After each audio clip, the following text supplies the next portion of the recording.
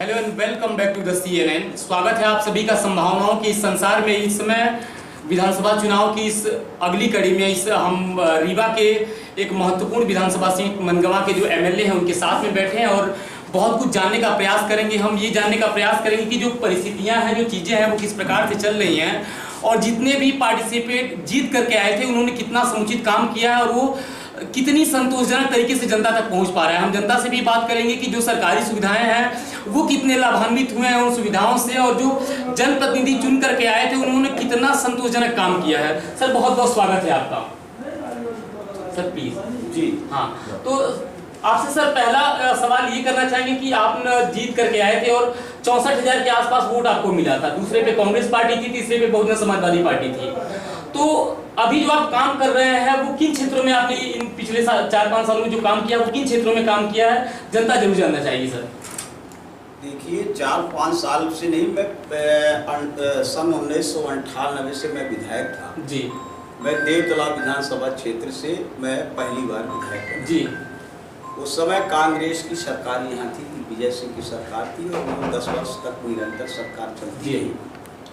परंतु उनके सरकार कार्यकाल में जब मैं था तो यहाँ रीवा जिले में यही नहीं समझ में आता था कि रोड पे गड्ढे हैं कि गड्ढे पे रोड है। जी। रोड की तो ये दशा थी। अपन अगर इलाहाबाद की तरफ से आते थे, जैसे ही रीवा में प्रवेश करते थे तो ये मालूम हो जाता था कि अब मैं रीवा में आ गया, चाहे इधर शहडोल से आए, चाहे इधर सतना से आए, जैसा भी स्थिति हो। परंतु रोड की दशा तो इस तरह से थी कि कुछ कहने ही लायक नहीं थी। पानी की भी समस्या बड़ी विकट थी, लाइट की तो बहुत ही ज़्यादा ये समस्या थी, क्योंकि लाइट तो हमको लगता है कि आधे घंटे भी लाइट नहीं रहती थी उस समय। परंतु जब से कांग्रेस की सरकार गई और भारतीय जनता पार्टी की सरकार आप सब लोगों के आशीर्वाद की वजह से मध्य प्रदेश में बनी, तो आज का परिवेश अगर देखें हम तो लाख दर्जे अच्छे हैं। आज रोडों की दशा देख लें, हम चाहे रीवा से चले जाएं, इलाहाबाद चले जाएं, चाहे रीवा से शहडोल चले जाएं, चाहे रीवा से सतना चले जाएं, चाहे भोपाल चले जाएं, आज रोडों की दशा एक नंबर की हो गई, फर्स्ट क्लास। अपन 5 घंटे 5.5 घंटे में रीवा से भोपाल पहुंच जाते हैं। जी। इलाहाबाद के समय में यहाँ से बैठते हैं तो यही नहीं समझ में आता कि इलाहाबाद कितनी समय पहुँच गए। तो देखिए, रोडों की भी दशा अच्छी हो गई। हम बिजली की बात करते हैं तो बिजली में जो हमारे माननीय मुख्यमंत्री जी कहते हैं कि हम 24 घंटे बिजली मतलब ये हितग्राहियों को देंगे, जैसे लाइट जलाने के लिए 24 घंटे, पंप चलाने के लिए हम ये 10 घंटे पर्याप्त मात्रा में बिजली देते हैं, ऐसी बात नहीं है। क्योंकि पहले जो दिग्विजय सिंह कहा करते थे कि मैं किसानों को पर्याप्त बिजली दूंगा, व्यापारियों को पर्याप्त बिजली दूंगा, विद्यार्थियों को, तो उन्होंने सिर्फ घोषणाएं भर करते थे। कोई बिजली का उत्पादन केंद्र कहीं तो खोले नहीं थे। 1 मेगावाट बिजली का उन्होंने उत्पादन केंद्र कहीं खोला नहीं था, सिर्फ छोटी घोषणाएं थी। इस कारण से बिजली मिल नहीं पाती थी। परंतु हमारे माननीय मुख्यमंत्री जी जो दावे के साथ कहते हैं कि हम किसानों को, व्यापारियों को, विद्यार्थियों को पर्याप्त मात्रा में बिजली देंगे, इसलिए डेंगू के चोट पे कहते हैं, वो कई जगह बिजली का उत्पादन केंद्र खोले हैं। क्योंकि बाण सागर जैसी हमारी बहुलक्षित योजना को उन्होंने तैयार किया। हम जब विपक्ष में थे तो दिग्विजय सिंह से कहा करते थे कि बाण सागर जैसी योजना को आप पूरी करा दें, ताकि वो बाण सागर का पानी हम लोगों के मनगमा में आए, देवतलाव में आए और ये हमारे रीवा जिलों को पानी से, नहर से लाभ मिलने शुरू हो जाए। तो वो बस यही कहते हैं, मेरे पास पैसे का अभाव है, मेरे पास जब कोई भी काम तो मेरे पास पैसे का अभाव। परंतु जब सरकार ये बनी तो कहाँ से पैसा आता है? हमारे माननीय मुख्यमंत्री जी ने तत्काल बाण सागर जैसी योजना को वो किया। हम बिजली भी उत्पादन करते हैं, उसका पानी हमारे मनगमा में आज आप देखें तो पहले इस सोन के पानी में हम लोग सालों में ये सोचा करते थे कि चले सोन नहाने के लिए चले जाएं। आज इस सोन के पानी में हमारे मवेशी भी पी रहे हैं, हमारे खेत में बढ़िया लग रहा, सोन के पानी से नहा रहे हैं, कितना बड़ा सौभाग्य है। हम बिजली का उत्पादन भी करते हैं, हम मत्स्य पालन भी कर रहे हैं, बहुत सारी योजनाएं हम वो कर रहे हैं। जी, आप समझ पाए होंगे कि बड़ी आत्मीयता से और सरल भाव से किन क्षेत्रों में काम किया जा रहा है और जो विकास की प्रक्रिया है वो किस तरीके से आगे बढ़ रही है, वो आप जो MLA सर हैं वो बता रहे थे। सबसे बड़ी बात जो ये है कि जब हम लोगों के पास पहुंचते हैं, जनप्रतिनिधियों से बात करते हैं तो उनका जो प्रक्रिया होता है वो बहुत सामान्य तरीके से बता देते हैं, लेकिन जब अंतिम आदमी जो गांव में बैठा हुआ है उसके पास पहुंचते हैं तो पता चलता है कि जो पैसे हैं या जो सुविधाएं हैं वो कहीं ना कहीं लाभान्वित होने से या बच जा रहे हैं या वो संतुष्ट नहीं है। बहुत सारी बातें हैं और बहुत सारा द्वंद्व है, लेकिन प्रयास हम ये करेंगे कि हम ये जान पाए कि जितने भी जनप्रतिनिधि हैं उनकी जो भूमिका है वो किस स्तर पे है। सर, आपने बताया कि प्रधानमंत्री नरेंद्र मोदी किस प्रकार से काम कर रहे हैं, आपके मुख्यमंत्री शिवराज सिंह चौहान किस प्रकार से काम कर रहे हैं, लेकिन आप लोगों की जो भूमिका है इस बीच में, जो जनता से जो जुड़ने वाली भूमिका है, उसमें कितने आप सफल हुए हैं? देखिए, जैसे प्रधानमंत्री जी की बात जहाँ पे आई है जी, प्रधानमंत्री आवास योजना आज से नहीं पहले से भी चल रही है। इंदिरा आवास योजना के नाम से ये चलाई जाती जी, परंतु जो चलाई जाती थी जैसे 35,000, 40,000, 45,000 ऐसे स्वीकृति इंदिरा आवास का है। आज अगर देखें तो एक भी इंदिरा आवास के मकान कहीं आपको दिखाई नहीं देगा। इसलिए नहीं दिखाई देगा कि उनके बड़े नेता राजीव गांधी ने यही आकर के और भाषण दिए थे कि अगर मैं 1 रुपए अगर वहां से बेचता हूं तो यहाँ सिर्फ 10 पैसे प्राप्त होता है जी। अगर 100 रुपए वहां से भेजें या हम 10,000 भेजे तो यहाँ 1,000 मिलता था। उनके बड़े नेता कहते थे, इसीलिए कहते थे कि जब वहां से पैसा चलता था तो वो यहाँ आते आते आते आते गोलमाल हो जाता है, इस कारण से दिखाई नहीं देता। परंतु हमारे प्रधानमंत्री जी जो कहा कि मैं प्रधानमंत्री आवास मकान है, उन्होंने कहा सीधे पैसा हितग्राही के खाते पे जाएगा और किसी न पंचायत के खाते पे जाएगा, न किसी ब्लॉक के खाते में जाएगा, न जिला के खाते में जाएगा, सीधे हितग्राही के खाते में पैसा जाता है। इस कारण से वो मकान बन करके दिखाई देगा जी।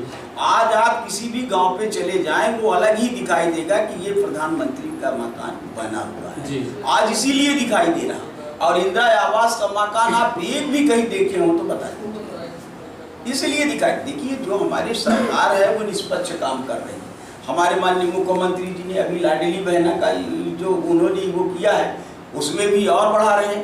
पहले उम्र का निर्धारण किए थे कि 23 वर्ष होना चाहिए, अब उसको भी और घटा करके 21 वर्ष कर दिए। 21 वर्ष में बालिग हो जाती, उनकी शादियां हो जाती तो 21 वर्ष कर दिए।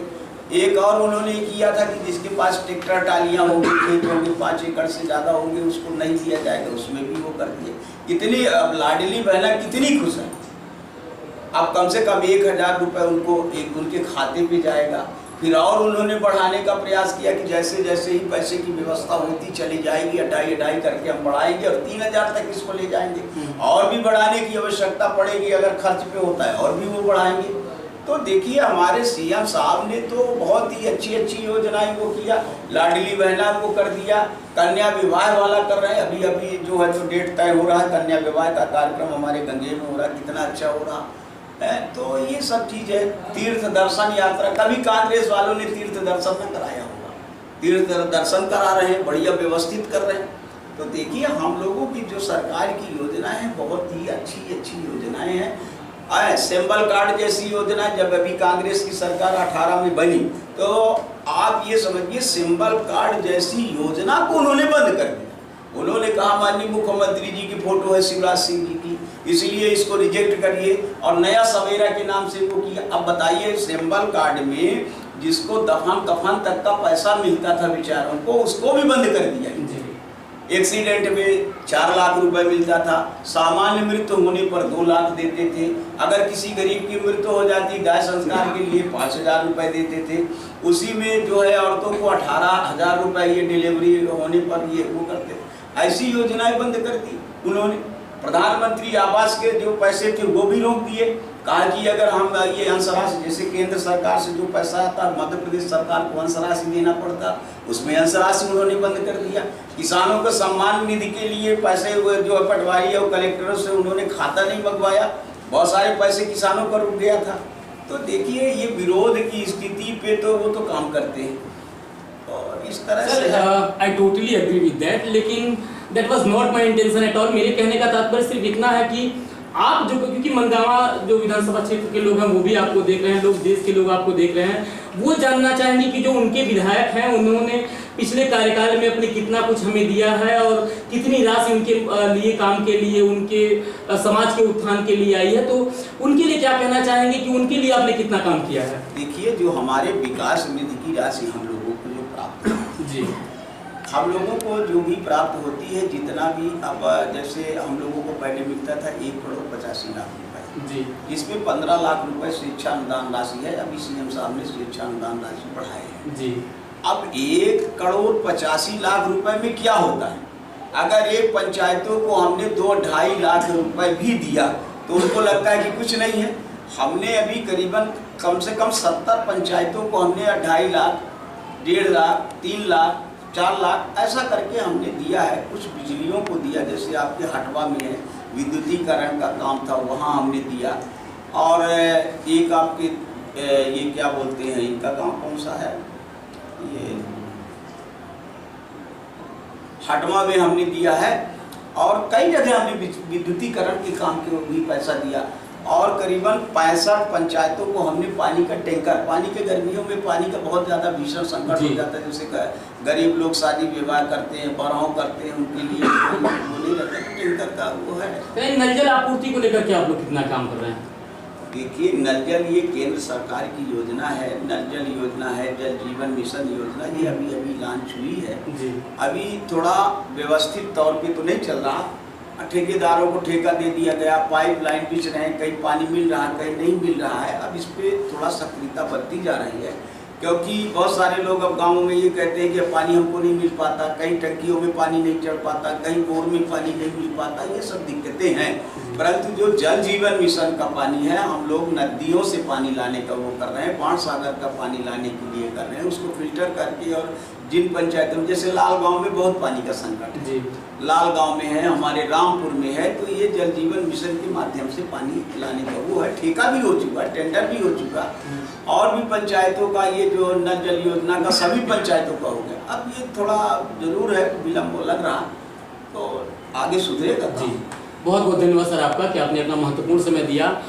एक कवि हैं, उन्होंने लिखा है कि समर शेष है नहीं पाप का भागी केवल व्याध, जो तटस्थ है समय लिखेगा उनके भी अपराध। हम चलेंगे मनगांव विधानसभा क्षेत्र में, हम लोगों से भी बात करेंगे और जानेंगे कि उनके जीवन में राजनीति से कितना बदलाव हुआ है। आप बने रहे सत्याग्रह की इस यात्रा के साथ। बहुत बहुत धन्यवाद आप सभी का। नमस्कार।